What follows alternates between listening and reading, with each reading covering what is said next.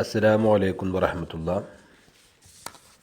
4ാം ക്ലാസ്സിലെ ഖുർആനിൻ്റെയും തദ്രീബ് തുലാവിയുടെയും പാദവാർഷിക പരീക്ഷയുടെ ക്വസ്റ്റ്യൻ പേപ്പറാണ്. ഒന്നാമത്തെ ക്വസ്റ്റ്യൻ: കുട്ടികളെ ഒന്നിച്ചിരുത്തി ഓരോ കുട്ടിയെക്കൊണ്ടും താഴെ പറയുന്നവ മുസ്ഹഫിൽ നോക്കി ഓദിക്കാം. സൂറത്തുൻ നംലിൽ നിന്ന് 6-7 ആയത്തുകളാണ് ഓതേണ്ടത്.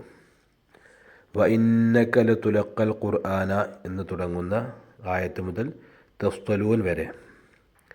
അതിൻ്റെ മാർക്ക് മാനദണ്ഡം: 1. അക്ഷരശുദ്ധിയോടെ ഇടർച്ചയില്ലാത്ത പാരായണം. അക്ഷരശുദ്ധി വേണം. ഓരോ അക്ഷരവും അതിൻ്റേതായ മഖ്റജിൽ നിന്ന് ഉച്ചരിക്കണം. അതുപോലെ തന്നെ ഇടർച്ച പാടില്ല, ഇടയ്ക്ക് നിർത്താൻ പാടില്ല, നിർത്തുകയാണെങ്കിൽ കറക്റ്റായിട്ട് നിർത്തുകയും വേണം. 2. ഇസ്തിഅലാൻ്റെ അക്ഷരത്തിൻ്റെ ഉച്ചാരണത്തിന്. ഇസ്തിഅലാൻ്റെ അക്ഷരമാകുമ്പോൾ ശബ്ദഗതി മുകളിലേക്ക് ഉയരണം. ഇസ്തിഅലാൻ്റെ അക്ഷരങ്ങൾ ഖുസ്സ ലഗത്തിൻ ഖിൽ. അതിൽ തസ്തലു എന്നുള്ള സ്വാദുണ്ട്, ത്വ ഉണ്ട്. അങ്ങനെ ഇസ്തിഅലാൻ്റെ അക്ഷരങ്ങൾ കുറേയുള്ള ആയത്തുകളാണ്. അപ്പോൾ ഇസ്തിഅലാൻ്റെ അക്ഷരങ്ങളൊക്കെ കറക്റ്റായിട്ട് ഉച്ചരിക്കുക. 3. സാക്കിനായ മീമിൻ്റെ ഇദ്ഗാമിന് 3 മാർക്കാണ്. സാക്കിനായ മീമിൻ്റെ ശേഷം മീം വന്നാൽ ഇദ്ഗാമാണ്. സആതീകും മിൻഹ, അവിടെ മണിക്കണം. സആതീകും മിൻഹ, ഒന്നാമത്തെ മീമിനെ രണ്ടാമത്തെ മീമിലേക്ക് ഇദ്ഗാം ചെയ്ത് ഉച്ചരിക്കണം. അതിന് 3 മാർക്കാണ്. അടുത്തത് സാക്കിനായ മീമിൻ്റെ ഇഖ്ഫാ. സാക്കിനായ മീമിൻ്റെ ശേഷം ബാ വന്ന ഇഖ്ഫാ ആണ്. ഔ ആതീകും ബിശിഹാബിൻ, ഔ ആതീകും ബി എന്ന് മണിക്കണം. 5. സാക്കിനായ മീമിൻ്റെ ഇൽഹാർ. സാക്കിനായ മീമിൻ്റെ ശേഷം മീമും ബാവുമല്ലാത്ത ഏത് അക്ഷരം വന്നാലും ഇൽഹാർ ചെയ്യണം. അപ്പോൾ ഈ ആയത്തിൽ സാക്കിനായ മീമിൻ്റെ ഇൽഹാറുണ്ട്, അവിടെ ഇൽഹാറായിട്ട് തന്നെ ഉച്ചരിക്കണം. ലഅല്ലക്കും തസ്തലൂൻ, ലഅല്ലക്കും തസ്തലൂൻ. മീമിനെ മണിക്കാൻ പറ്റില്ല, വ്യക്തമാക്കണം. ലഅല്ലക്കും തസ്തലൂൻ എന്ന് പറയണം. അതിന് 3 മാർക്ക്. ഇനി അടുത്ത തദ്രീബ് തിലാവിയുടെ ക്വസ്റ്റ്യൻ പേപ്പറാണ്. ശരി അടയാളപ്പെടുത്താം. സാക്കിനായ മീമിൻ്റെ വിധികൾ. ഇൻ കുൻതും മൂഖിനൂൻ. അവിടെ സാക്കിനായ മീമിൻ്റെ ശേഷം മീമാണ് വന്നത്. അപ്പോൾ എന്താ അവിടെ വിധി? ഇഖ്ഫാ ആണോ, ഇദ്ഹാറാണോ, ഇദ്ഗാമാണോ? നേരത്തെ നമ്മൾ പറഞ്ഞു സാക്കിനായ മീമിൻ്റെ ശേഷം മീം വന്നാൽ ഇദ്ഗാമാണ്. അപ്പോൾ ഇദ്ഗാം എന്നുള്ളതിന് നേരെ ടിക്കിട്ട് കൊടുക്കുക. ലഇല്ലം തൻതഹി, ഇവിടെ സുക്കൂനുള്ള മീമിൻ്റെ ശേഷം താ ആണ് വന്നത്.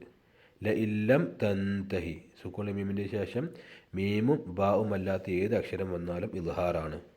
അപ്പോൾ ഇദ്ഹാർ എന്നുള്ളതിന് ടിക്കിട്ട് കൊടുക്കുക. മിൻ അർളിക്കും ബിസിഹ്രി, അവിടെ സുക്കൂനുള്ള മീമിൻ്റെ ശേഷം ബാ ആണ് വന്നത്. ബാ വരുമ്പോൾ ഇഖ്ഫാ ആണ്, നേരത്തെ പറഞ്ഞു. അപ്പോൾ ഇഖ്ഫാന് ടിക്കിട്ട് കൊടുക്കുക. 3ാമത്തെ ക്വസ്റ്റ്യൻ: അക്ഷരങ്ങൾ എഴുതാം. മിൻ അഖ്സൽ മദീനത്തി, അതിൽ ഹുറൂഫുൽ ഖൽഖല, ഖൽഖലത്തിൻ്റെ ഹർഫുകൾ എഴുതാനുള്ളതാണ്. ഖൽഖലത്തിൻ്റെ ഹർഫുകൾ ഏതൊക്കെയാണ്? ഖുതുബ്, ജദ്, ഖാഫ്, ത്വാ, ബാ, ജീം, ദാൽ. ഇവിടെ ഖാഫ് വന്നിട്ടുണ്ട്,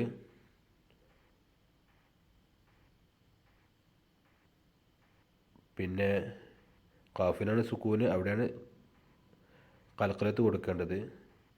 വേണമെങ്കിൽ ദാലും എഴുതാം. അടുത്തത് മിനൽ മുഹ്ളരീൻ, അവിടെ ഹുറൂഫുൽ ഇസ്തിഅലാ. ഖുസ്സ ലഗത്തിൻ ഖിൽ, അതാണ് ഇസ്തിഅലാൻ്റെ ഹർഫുകൾ. ഖുസ്സ ലഗത്തിൻ ഖിൽ, അവിടെ ലാദ് വന്നിട്ടുണ്ട്. അപ്പോൾ ലാദാണ് എഴുതേണ്ടത്. അടുത്തത് വേർതിരിക്കാം.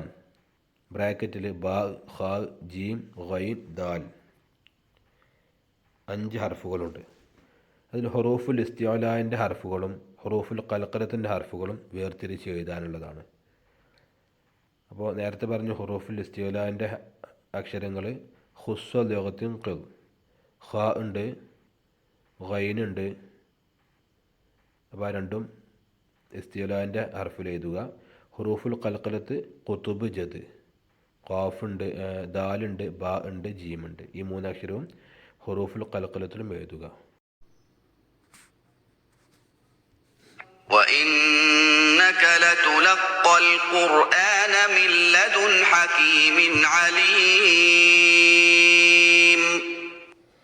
إذ قال موسى لأهله إني آنست نارا سآتيكم منها بخبر أو آتيكم بشهاب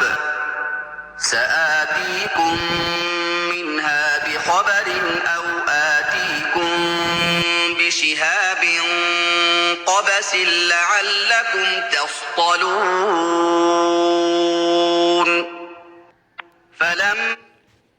ഇങ്ങനെയാണ് ഓതുക. അല്ലാഹു സുബ്ഹാനഹു വ തആല നമ്മുടെ എല്ലാവരുടെയും ഖിറാഅത്ത് നന്നാക്കി തരട്ടെ. അസ്സലാമു അലൈക്കും വറഹ്മത്തുള്ളാഹി.